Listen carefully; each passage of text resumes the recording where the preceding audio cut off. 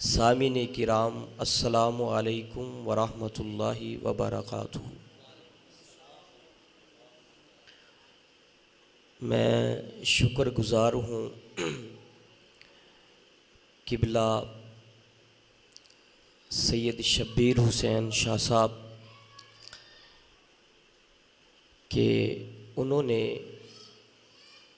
ایک اچھا کام کرنے کا آغاز کیا۔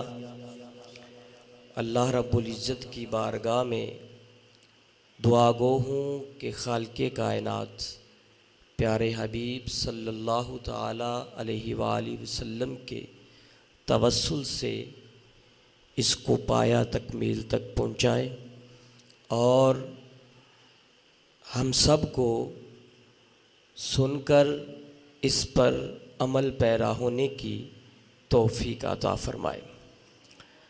چنانچہ یہ محفل، یہ درس قرآن دوسری محافل سے ذرا ہٹ کر ہوتا ہے، اس لیے کہ اس میں قرآن کریم کے معنی و مطالب اور اس کی تفسیر علماء مفسر اس پر جو بحث کرتے ہیں اس حوالے سے گفتگو ہوتی ہے، اور میں یہ مزاج بھی نہیں رکھتا کہ میری گفتگو میں سبحان اللہ اونچی آواز سے کہی جائے یا نعرے لگائے جائیں۔ میں قطعاً اس کا مزاج نہیں رکھتا، بس ایک ہی گزارش ہے کہ آپ انحناء اور پوری توجہ کے ساتھ چند منٹ کی گفتگو ملاحظہ فرمائیں۔ صرف اور صرف مجھے آپ کی توجہ درکار ہے اور میں آپ سے کچھ نہیں مانگتا۔ بات کرتا ہوں تو ذرا تحمل کے ساتھ آپ اس میں میرا ساتھ دیں تاکہ پوری توجہ کے ساتھ ہم قرآن کریم برہان رشید میں جو اللہ رب العزت نے ہمیں فرمایا ہے ہم سمجھ سکیں کہ اللہ ہم سے کیا فرمانا چاہ رہا ہے۔ تو صرف آپ کی توجہ چاہوں گا، اثر کرے نہ کرے سن لے میری فریاد، نہیں ہے داد کا طالب یہ بندہ نواز۔ قرآن کریم کی یہ پہلی سورت اور مصحف قرآن کی ترتیب کے لحاظ سے یہ اس کا نمبر پہلے نمبر پر ہے۔ ویسے جو سب سے پہلے جو آیت نازل ہوئی تھی وہ اقرأ باسم ربک الذی ہے، لیکن یہ قرآن کی ترتیب کے لحاظ سے یہ سورہ فاتحہ خالق کائنات کی طرف سے ہمیں عطا کی گئی۔ یہ قرآن اللہ رب العزت کی طرف سے ہمارے لیے پیغام ہے کہ اللہ ہمیں کیا بتانا چاہتا ہے، اللہ قرآن کریم کے اندر ہم سے کیا چاہتا ہے۔ یہ قرآن نور ہے اور اس کے اندر تمام زندگی کے معاملات خالق کائنات نے بیان فرما دیے ہیں۔ یہی نہیں کہ یہ وہ جب نازل ہوا تھا اسی دور کے تقاضوں کو پورا کرتا ہے، ہرگز ایسی بات نہیں۔ یہ قیامت تک آنے والے تمام مسلمانوں کے معاملات کو اچھے طریقے سے حل کرے گا۔ تو یہ قرآن نور ہے اور قیامت تک آنے والے مسلمانوں کے لیے ذریعہ نجات ہے۔ تو قرآن کریم برہان رشید جب سے ہم اس کے ساتھ تعلق قائم کرتے رہے تو خالق کائنات ہماری پریشانیوں کو دور کرتا رہا، اس چیز کی ضرورت نہیں ہے، بس توجہ چاہیے، آپ کی توجہ مبذول ہے مجھے۔ تو قرآن کریم ہمارے لیے کیا پیغام لے کر آیا ہے؟ یہ صرف اس دور کے تقاضوں کو ہی پورا نہیں کرتا، بلکہ قیامت تک جتنے بھی مسلمان ہیں ان تمام کے تقاضوں کو پورا کرتا ہے۔ اور یہ قرآن صرف ایسا افسانہ نہیں کہ ایک مرتبہ پڑھ لیا اور دوبارہ جو ہے وہ اس کو پڑھنے کو دل نہ کرے۔ یہ ایسا کلام ہے کہ اس کو پڑھو گے نا، جتنا بار بار پڑھو گے اتنی زیادہ لطف جو ہے وہ سکون تمہیں اس میں میسر آئے گا۔ تو وہ دور تھا کہ جنہوں نے قرآن کو اپنے ساتھ لگایا، تعلق قائم کیا۔ آج ہماری زبوحالی اور پستی کا سبب یہ ہے، دنیا کے اندر ہم رسول و ذلیل و خوار اس لیے ہو رہے ہیں کہ آج ہمارا قرآن سے تعلق جو ہے یہ ختم ہو گیا۔ وہ معزز تھے زمانے میں مسلمان ہو کر، ہم خوار ہوئے تارک قرآن ہو کر۔ تو قرآن سے اگر دوبارہ ہم وہ عروج پانا چاہتے ہیں، دوبارہ وہ عزت چاہتے ہیں، دوبارہ وہ مقام و مرتبہ چاہتے ہیں، تو ہمیں پھر سے قرآن کے ساتھ تعلق جو ہے وہ مضبوط کرنا ہوگا۔ یہ قرآن کریم کی پہلی سورت فاتحہ ہے۔ یہ مکہ میں سرکار دو عالم صلی اللہ تعالیٰ علیہ وآلہ وسلم کے قلب اطہر پر نازل کی گئی۔ یہ 7 آیات پر یہ سورت اپنے دامن میں بہت سا نور سمیٹے ہوئے ہے۔ اس سورت کو 7 مثانی بھی کہا جاتا ہے، یعنی بار بار پڑھنے والی 7 آیات۔ اس کو ام القرآن بھی کہا جاتا ہے اور اس کو فاتحۃ الکتاب بھی کہا جاتا ہے، کیونکہ یہ قرآن کو کھولنے والی صورت ہے۔ اس صورت کو شفا بھی کہا جاتا ہے۔ علماء اور مفسرین کرام نے اس کے جو ہے وہ بہت سے نام بتائے ہیں۔ تو یہ سورت فاتحہ 7 آیات پر مشتمل اپنے دامن میں بہت سا نور جو ہے وہ سمیٹے ہوئے ہے۔ اس سورت کے آغاز میں بسم اللہ الرحمن الرحیم ہے، اس لیے ہمیں یہ حکم ہے کہ ہم جو بھی کوئی صالح کام کریں، اچھا کام کریں تو اللہ کے نام سے جو ہے وہ شروع کریں۔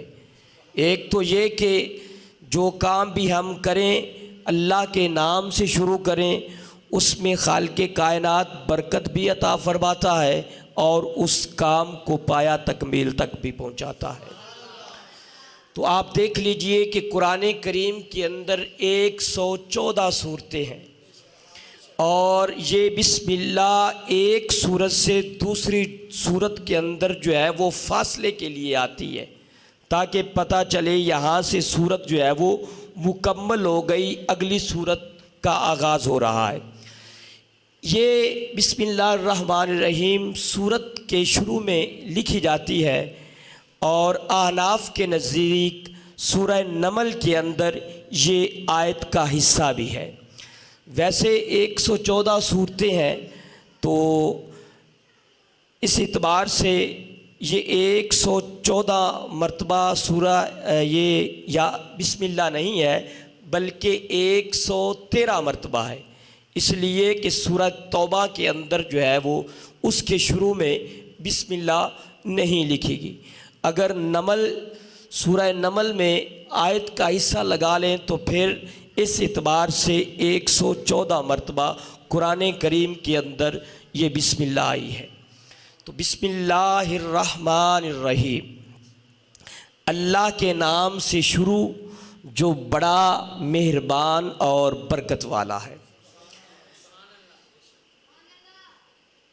اللہ اس میں جلالت ہے، اس پر علماء نے بڑی لمبی بحث کی ہے، انتہائی بڑی پیچیدہ بحث ہے، لمبی بحث ہے، وقت کے دامن میں اتنی گنجائش نہیں کہ میں اس بحث کو چھیڑوں، تو بس اتنا ہی کہوں گا کہ اللہ اس میں جلالت ہے، یہ اللہ رب العزت کا ذاتی نام ہے، اور اللہ رب العزت کے صفاتی نام 99 ہیں، اور علماء نے سینکڑوں کی تعداد میں بھی لکھے ہیں، اور اللہ اس میں جلالت یہ کسی اور کو زیبا نہیں ہے، کسی اور کا ہو سکتا نہیں۔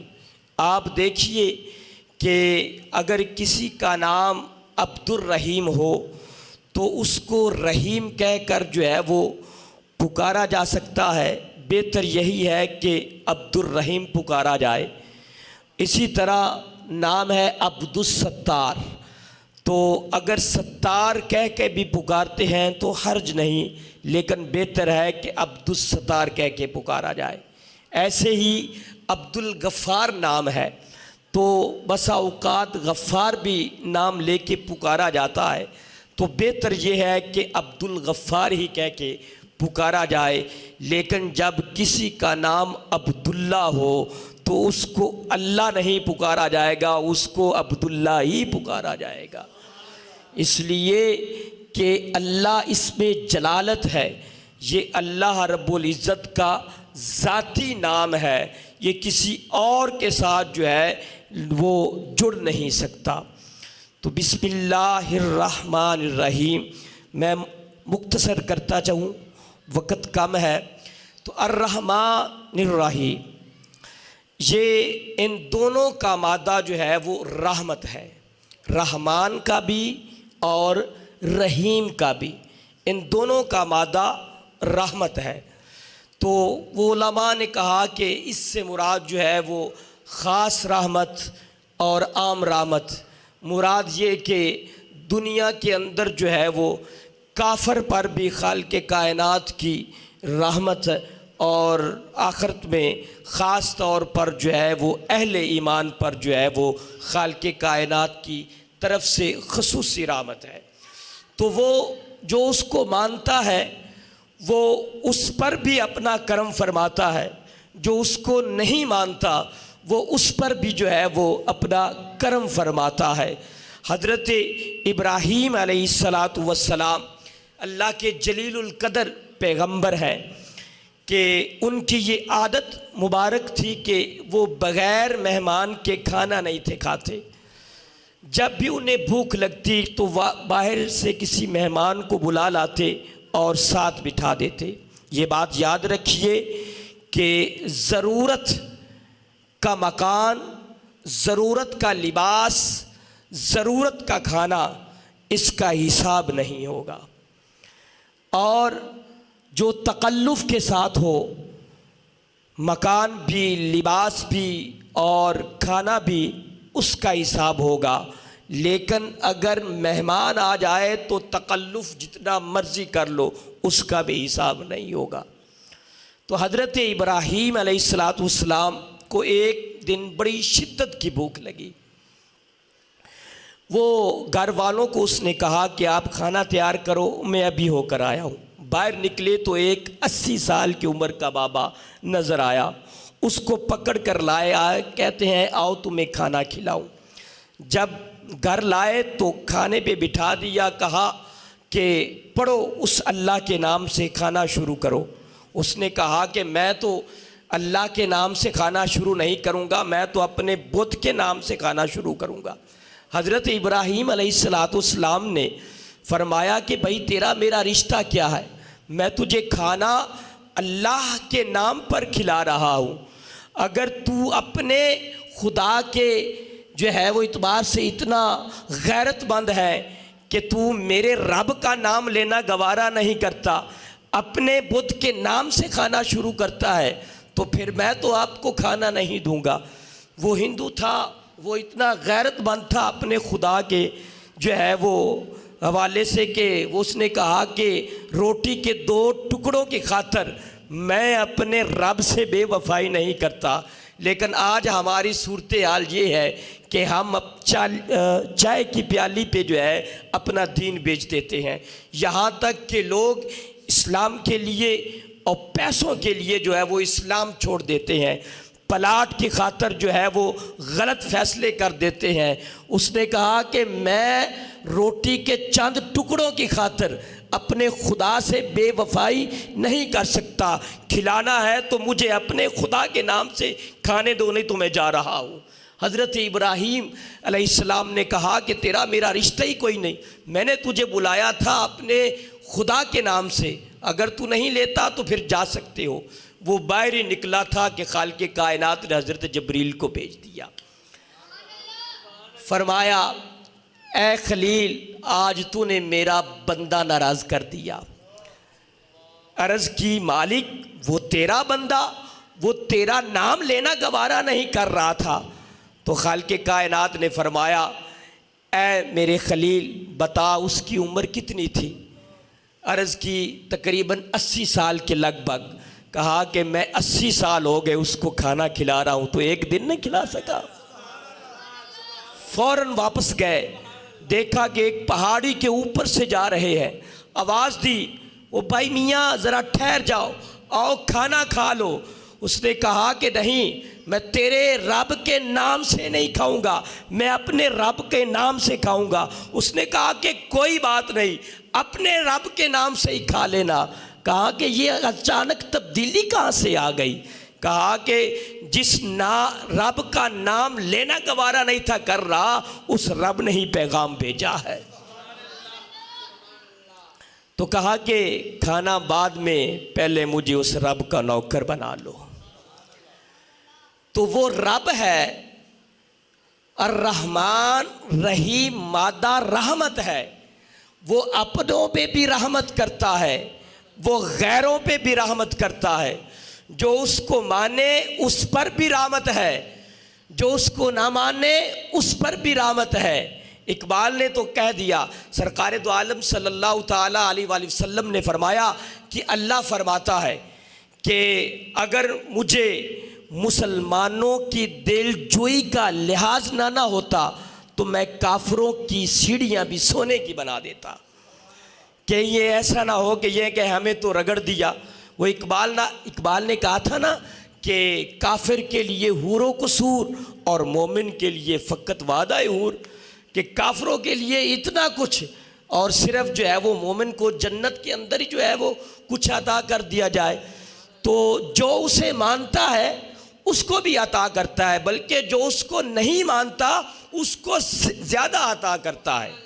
وہ کبھی بھی جو ہے وہ ایسا نہیں کہ جو اس کو نہیں مانتا، وہ سورج کو اس نے کبھی بھی حکم نہیں دیا کہ فلاں کے گھر میں سورج کی کرنیں نہ پڑے، اور جو اس کو نہیں مانتا کبھی بھی اس نے چاند کو نہیں روکا کہ فلاں کے گھر میں چاندنی نہیں بکھیرنی۔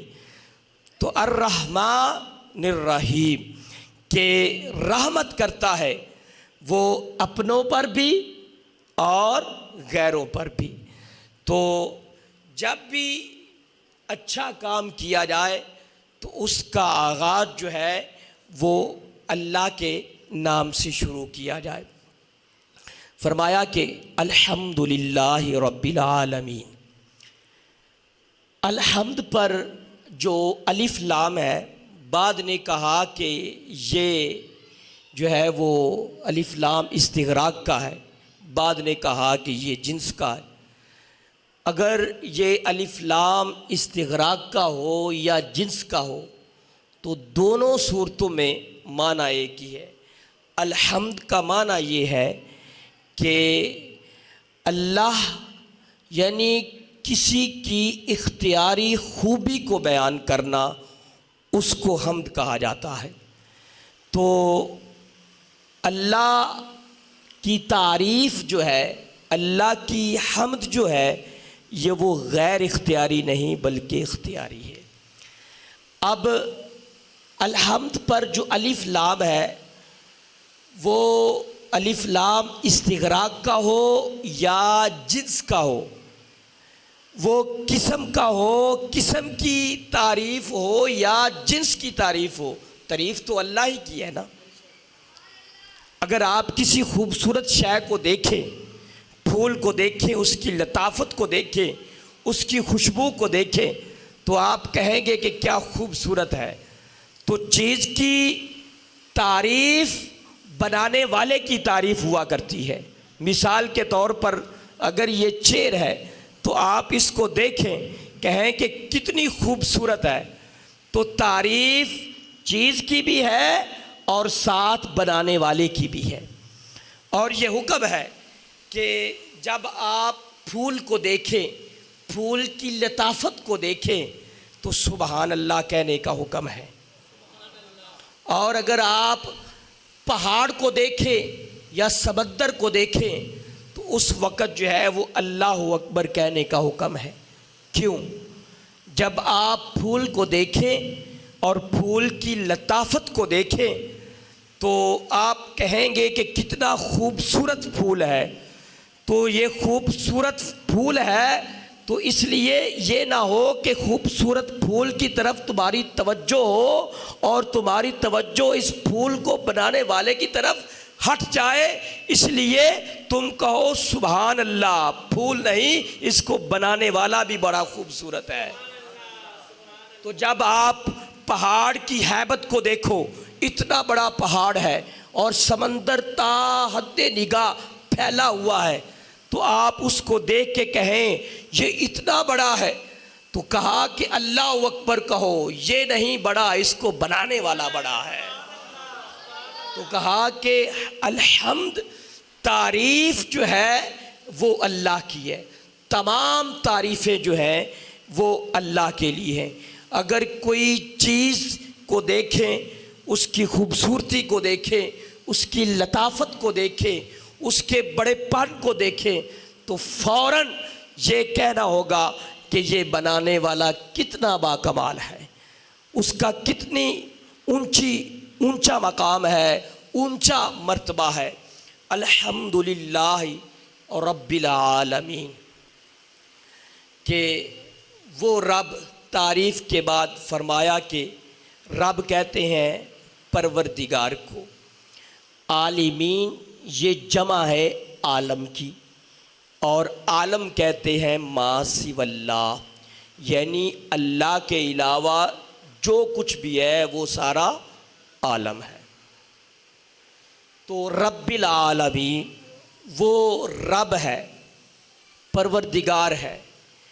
کسی کی استطاعت ذاتیہ کو درجہ بدرجہ مرتبہ کمال تک پہنچانا یہ ربوبیت کہلاتا ہے۔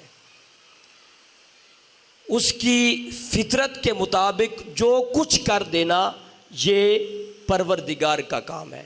مثال کے طور پر ایک بلی ہے نا، آپ اس کو جتنا مرضی دودھ پلا دیں، وہ زیادہ دودھ پی پی کے جو ہے وہ ہاتھی کی طرح نہیں بن سکتی۔ ایسے ہی اونٹ ہے، تو آپ اس کی اگر غذا کو کم کر دیں تو غذا کے کم کرنے سے وہ چوہے کی طرح نہیں بن سکتا۔ اور ایسے ہی اگر کوئی پھول ہے تو آپ اس کو بہت زیادہ کھاد ڈال دیں، پانی ڈال دیں، تو آپ سمجھیں کہ یہ ایک برگ یعنی ایک بلند درخت بن جائے۔ ہرگز ایسا نہیں ہو سکتا، اور ایسا بھی نہیں ہو سکتا کہ ایک بلند قد آور درخت ہو، آپ اس کو کھاد نہ ڈالیں، پانی نہ دیں، تو وہ چھوٹا پھول جتنا پودا بھی نہیں بن سکتا۔ مراد یہ ہے کہ ہر ایک کی اس کی استطاعت ذاتیہ کے مطابق درجہ بدرجہ کمال تک پہنچانا یہ ربوبیت کہلاتا ہے۔ آپ دیکھیں کہ رب ہے وہ ہر ایک کو اس کی ضرورت کے مطابق باہمی طور پر وہ چیزیں پہنچا رہا ہے۔ آپ دیکھیں کہ ایک پرندہ ہے ہنس، نام سنا ہوگا آپ نے، اس کی غذا جو ہے وہ سچے موتی ہے۔ اگر ہمیں ان سچے موتی کی ضرورت پڑے، ہم نے کوئی دوا بنانی ہو تو ہم پنساری کے پاس چلے جائیں، تو اتنی رقم دینے کے باوجود پھر بھی یقین نہیں ہوتا کہ یہ اصلی ہے یا نقلی ہے۔ لیکن ہنس پرندہ لاکھوں میں اس جہاں کے اندر ہے، خالق کائنات ان کو تینوں ٹائم پیٹ بھر کر عطا کرتا ہے۔ تو یہ رب تعالیٰ کی عطا ہے۔ جو کچھ جو ہے وہ اللہ رب العزت نے جس کو بھی تخلیق کیا ہے، اس کی استعداد ذاتیہ کے مطابق خالق کائنات اس کی ضرورتوں کو بھی پورا فرما رہا ہے۔ ہمیں 1 پاؤ آدھا کلو گوشت حاصل کرنے کے لیے پوری دیہڑی پورا دن محنت کرنا پڑتی ہے، تب جا کے آدھا کلو گوشت میسر آئے گا۔ لیکن خالق کائنات شیر کو پیٹ بھر کر عطا کر رہا ہے، چیتے کو پیٹ بھر کر عطا کر رہا ہے۔ ہر ایک کی ضروریات کو خالق کائنات پورا فرما رہا ہے۔ اس کو ربوبیت کہا جاتا ہے۔ اور آپ دیکھیں، یہ بزرگ جانتے ہیں کہ بطخ جو ہے یہ کڑک نہیں بیٹھتی، بطخ کڑک نہیں بیٹھتی۔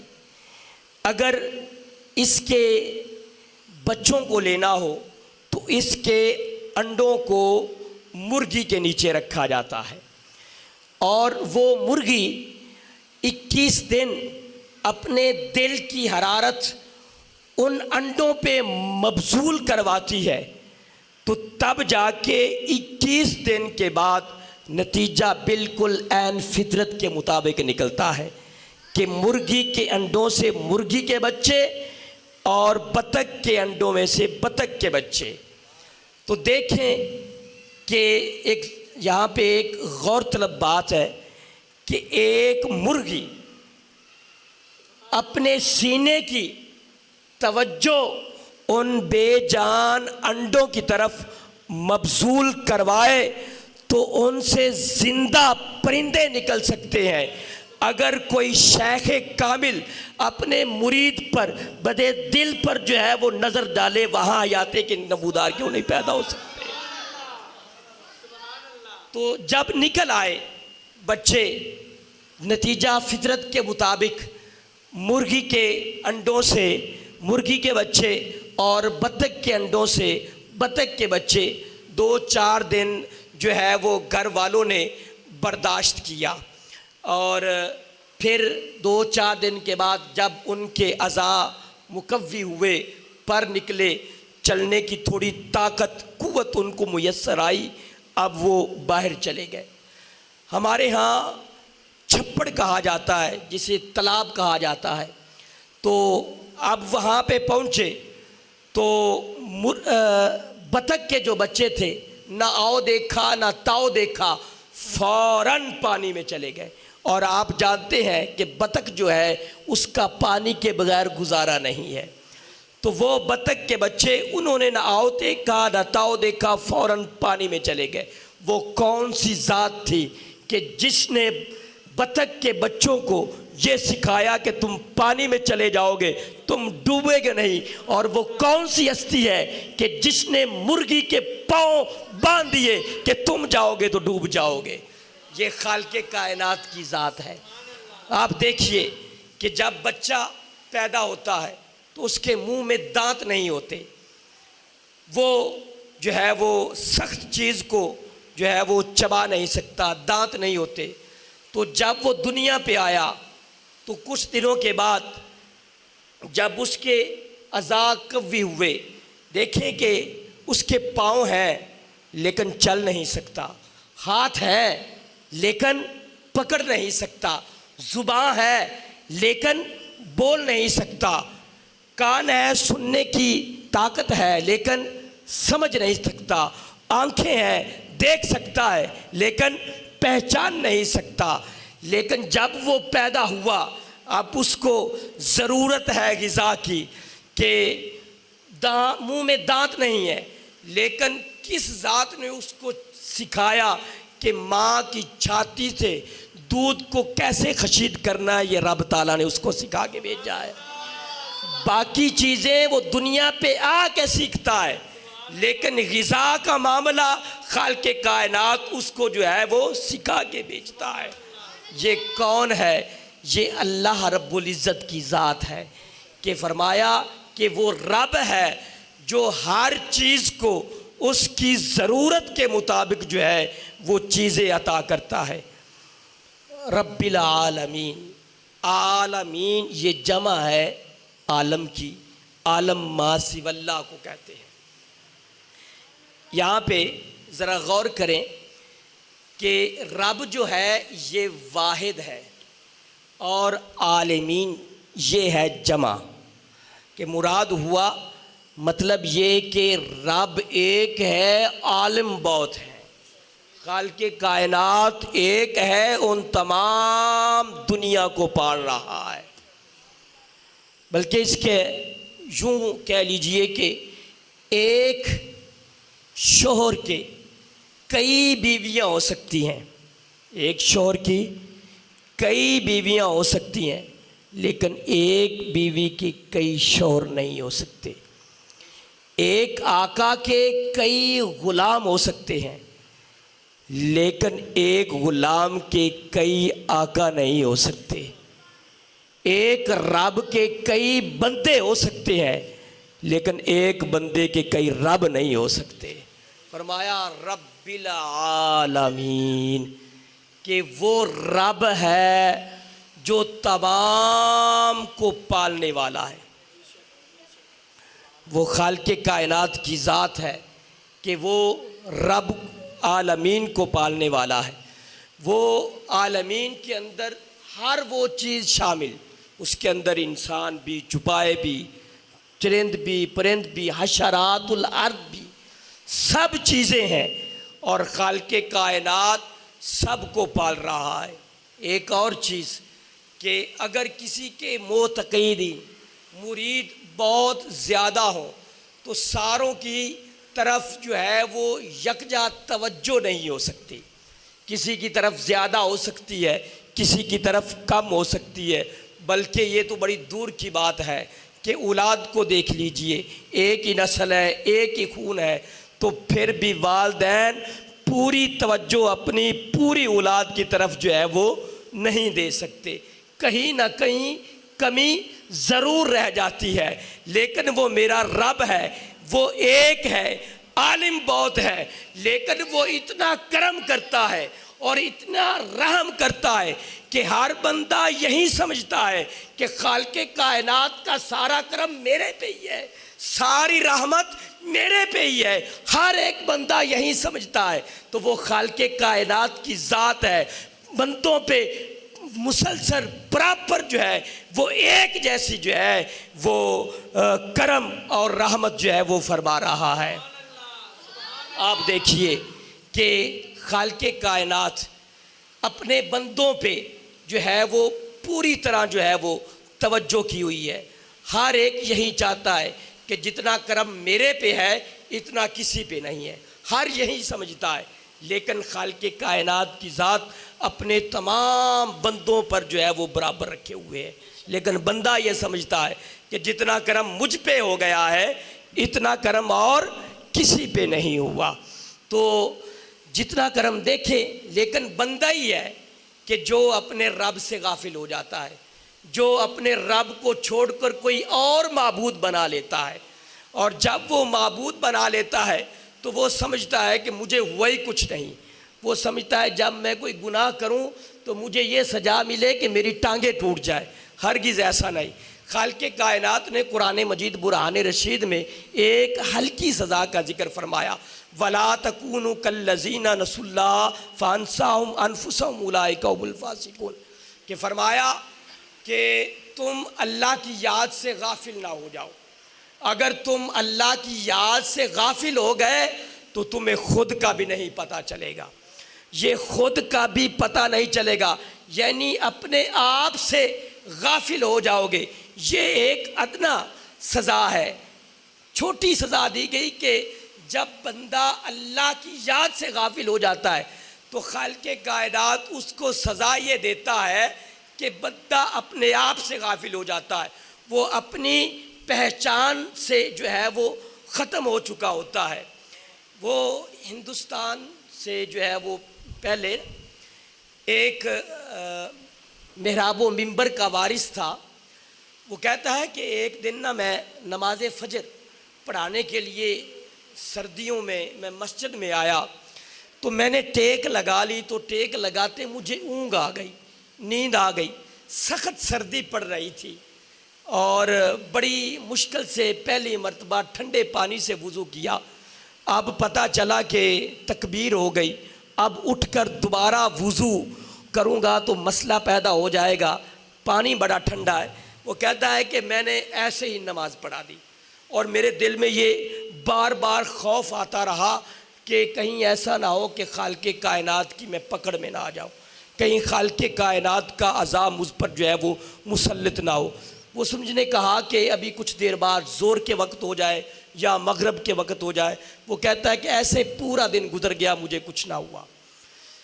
کہتا ہے کہ دوسرے دن پھر ایسے کرتے کرتے میرا معمول بن گیا کہ میں جو ہے وہ بغیر وضو کے نماز پڑھاتا رہا۔ ایک دن ایسا ہوا کہ حالت جنابت میں تھا، میں حالت جنابت میں نے جو ہے وہ نماز پڑھا لی۔ میں نے کہا کہ اب میں اللہ کے عذاب سے نہیں بچ سکتا، اب میں نے بہت بڑا گناہ کر دیا ہے، اب میں اللہ کے عذاب سے نہیں بچ سکتا۔ لیکن اس کو پھر بھی کچھ نہ ہوا، اس نے اسلام چھوڑ دیا، غیر مسلم ہو گیا۔ اس نے کہا کہ یہ کیسا دین ہے، یہ کیسا اسلام ہے کہ میں اتنے دن بغیر وضو کے نماز پڑھاتا رہا لیکن مجھے کچھ نہیں ہوا۔ اس نے کہا کہ معاذ اللہ اسلام سچا دین ہی نہیں ہے، اس لیے اس نے اس کو چھوڑ دیا۔ اس وقت کے علماء موجود تھے، اس نے کہا کہ اس کو کیا مسئلہ ہوا ہے، جا کے پوچھتے ہیں کہ تجھے کیا ہوا ہے، ہم دلائل سے بات کرتے ہیں، کسی چیز کا مسئلہ ہے تو ہم تجھے بتاتے ہیں۔ اس نے کہا کہ بس میں نے اسلام کو چھوڑ دیا، میں پورا مہینہ بغیر وضو کے نماز پڑھاتا رہا، مجھے کچھ نہ ہوا۔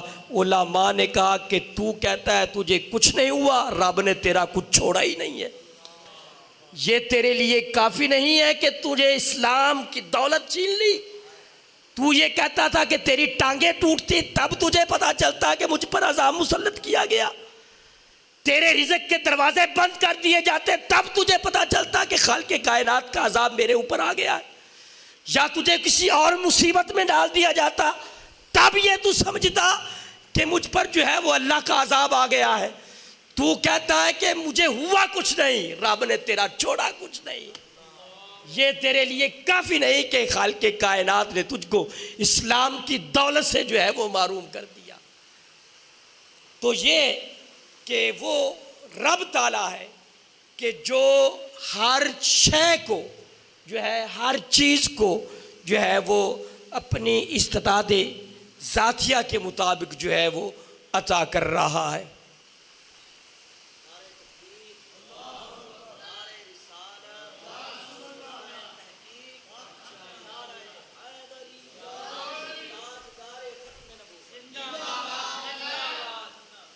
رب العالمین، وہ رب ہے جو تمام جہانوں کو پال رہا ہے، وہ رب ہے جو ہر ایک کو اس کی ضرورت کے مطابق جو ہے وہ عطا کر رہا ہے، جو اس کو مانتا ہے اس کو بھی عطا کر رہا ہے، جو اس کو نہیں مانتا اس کو بھی عطا کر رہا ہے۔ نمرود فرعون اللہ کو نہیں مانتے تھے لیکن اس کے سر میں کبھی درد بھی نہیں ہوا تھا۔ تو یہ خالق کائنات ہے۔ تو یہ جو کہا نا کہ الرحمن الرحیم جو ہے وہ ان دونوں کا مادہ رحمت ہے، خاص رحمت اور عام رحمت۔ عام رحمت سے مراد ہر ایک، وہ اللہ کو مانتا ہو یا نہ مانتا ہو، تمام پہ اللہ کی رحمت ہے۔ اور خاص رحمت کل قیامت کے دن خالق کائنات اہل ایمان کو جو ہے وہ عطا فرمائے گا۔ الحمدللہ رب العالمین الرحمن الرحیم مالک یوم الدین۔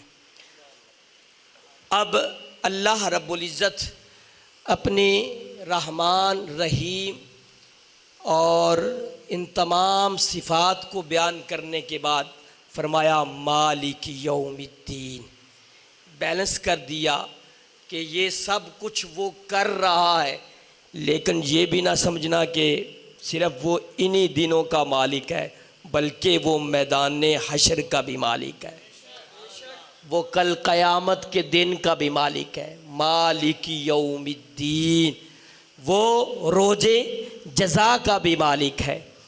تو کسی کا تعارف کروانا ہونا تو اس کی عظمت کا حوالہ دیا جاتا ہے کہ آپ دیکھیں کہ رب نے فرمایا مالک یوم الدین، کہ روز جزا کا مالک، تو کیا دوسرے دنوں کا مالک کون ہے؟ دوسرے مہینوں کا مالک کون ہے؟ ہفتے اتوار منگل بدھ کا مالک کون ہے؟ سالوں کا مالک کون ہے؟ تو یقیناً خالق کائنات کی ذات مالک ہے۔ تو یہاں پہ کیوں فرمایا مالک یوم الدین؟ تو میں نے بتا دیا کہ جب کسی کا تعارف کروانا ہو تو اس کی بڑی عظمت کا حوالہ دیا جاتا ہے۔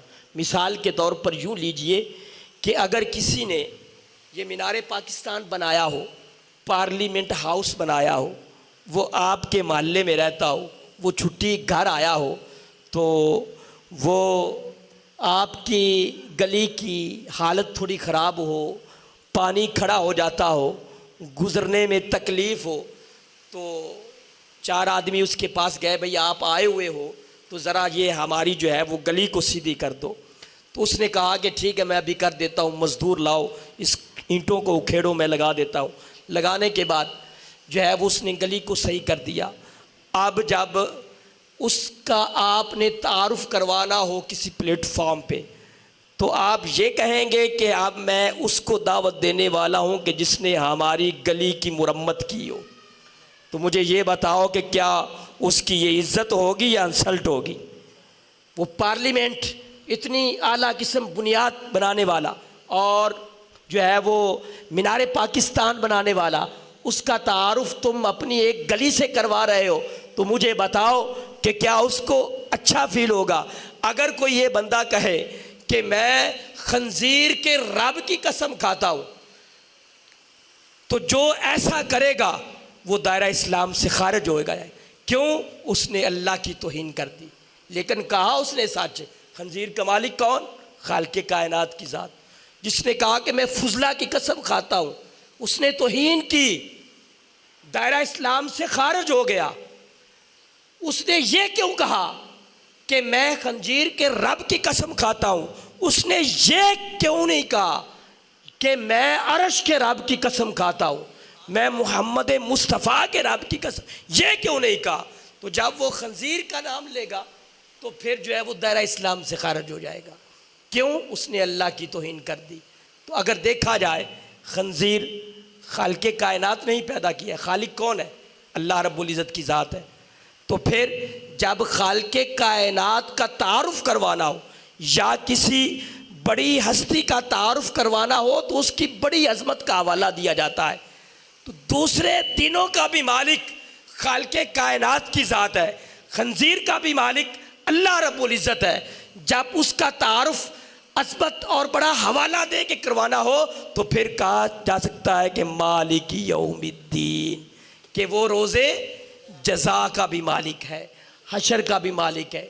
مالک یوم الدین ایاک نعبد و ایاک نستعین۔ وقت بہت کم ہے کہ ہم تیری ہی عبادت کرتے ہیں اور تجھ ہی سے مدد مانگتے ہیں، کہ خالق کائنات ہی عبادت کے لائق ہے۔ اور آپ دیکھیں کہ جب انسان سجدے میں جاتا ہے تو اس کے عظیم اجزاء جو ہیں، عزت والے، سر، ناک، آنکھیں، پیشانی، یہ عظمت والی ہوتی ہیں۔ تو یہ سر میں ساری چیزیں، تو جب وہ سجدے میں جاتا ہے تو وہ کہتا ہے سبحان ربی الاعلیٰ، اے مالک تجھ سے اوپر کوئی نہیں، میرے سے نیچے کوئی نہیں۔ ایاک نعبد و ایاک نستعین، اے مالک ہم تیری ہی عبادت کرتے ہیں اور تجھ ہی سے مدد مانگتے ہیں۔ اب مدد، استعانت جو ہے یہ حقیقی طور پر جو ہے وہ اللہ سے ہے۔ تو اگر اس سے یہ معنی مراد نہیں کہ جو ہے وہ اگر کوئی کسی کے جو ہے وہ بزرگ کے پاس جا کے اس کا وسیلہ دے کے اللہ کی بارگاہ میں دعا کرے تو اس کا یہ مطلب نہیں ہے کہ یہ شرک کر رہا ہے۔ حقیقی مالک خالق کائنات کی ذات ہے، اور حقیقی مدد کرنے والا بھی اللہ رب العزت کی ذات ہے، لیکن خالق کائنات نے اپنے بندوں کو یہ طاقت عطا کی ہے، اور جو کچھ بھی بندوں کے پاس ہے ان کا ذاتی نہیں ہے بلکہ اللہ کی عطا کرتا ہے۔ تو جب کوئی کسی اللہ کے ولی کامل کے در پر اس کے قدموں میں جا کے اس کا وسیلہ ڈال کر اللہ کی بارگاہ میں دعا کرتا ہے کہ مولا مجھے اس ولی کامل کے وسیلے سے یہ عطا کر، تو یہ شرک نہیں ہے بلکہ یہ اچھا عمل ہے۔ یا ایھا الذین آمنوا اتقوا اللہ وابتغوا الیہ الوسیلہ، کہ رب فرماتا ہے کہ مجھ سے وسیلہ تلاش کرو۔ جب رب ہمیں راستہ بتا رہا ہے تو ہم کسی اور کے در پہ کیوں جائیں؟ تو ایاک نعبد و ایاک نستعین اہدنا الصراط المستقیم۔ اب یہاں پہ دو معنی ہے، اراد التحریک ہے اور ایصال الی المطلوب ہے، کہ ایک بندہ جو ہے وہ صاف کپڑے پہن کر، خوشبو لگا کے، نہا دھو کے، وضو کر کے، پاک ہو کے مصلی پہ آ گیا، تو کیا اسے پتہ نہیں ہے کہ یہ سیدھا راستہ ہے؟ انشاءاللہ العزیز زندگی رہی تو میں اگلے دن جو ہے وہ ہفتے جمعرات کو جو ہے وہ اہدنا الصراط المستقیم، یعنی اراد التحریک کیا ہے، ایصال الی المطلوب کیا ہے، اس پر انشاءاللہ گفتگو کروں گا۔ جو کام جن احباب نے کیا اللہ رب العزت ان میں کاروبار میں ان کے اس عمل میں برکت عطا فرمائے، اور اللہ آپ کی اور میری حاضری اپنی بارگاہ میں قبول فرمائے، اور ہمیں قرآن کو پڑھنے اور سمجھنے کی اللہ رب العزت ہمیں توفیق عطا فرمائے۔ وآخر دعوانا الحمدللہ رب العالمین۔